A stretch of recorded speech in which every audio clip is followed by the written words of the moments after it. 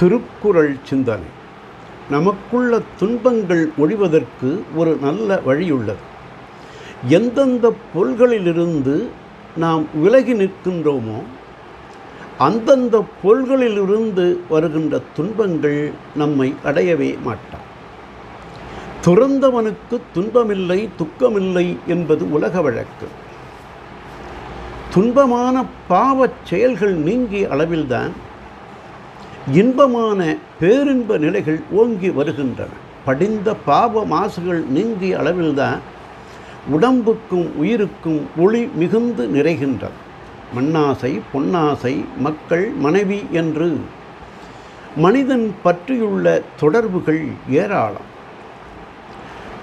தொட்டுள்ள தொடர்புகளிலெல்லாம் துன்பங்கள், துயரங்கள் ஒட்டி இருக்கின்றன. அவற்றிலிருந்து நீங்க முடியாதவாறு மனிதனை பந்தபாசங்கள் நன்கு இறுக கட்டியுள்ளன. அவற்றிலிருந்து விலகிய பொழுதுதான் துன்பங்கள் விலகி ஓடுகின்றன. பொய்யான தொடர்புகளை விட்ட பொழுதுதான் மெய்யான பேரின்ப நிலையை பலர் அடைகின்றார்கள். பொய்யான வெறும் பொருள்களை விட்டொழித்த பொழுதுதான் மெய்யான பரம்பொருள் நம்மோடு வந்து ஒட்டிக்கொள்கின்றார்.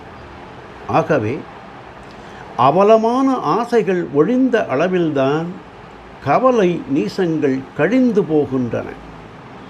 அப்பொழுதுதான் ஒருவன் சிறந்த புனித ஆண்மையாளனாக சிறந்து திகழ்கின்றான் என்று தெய்வப்புலவர் துறவு அதிகாரத்தில் யாதனின் நின்று யான் மோதல் அதனின் இளன் என்றார்.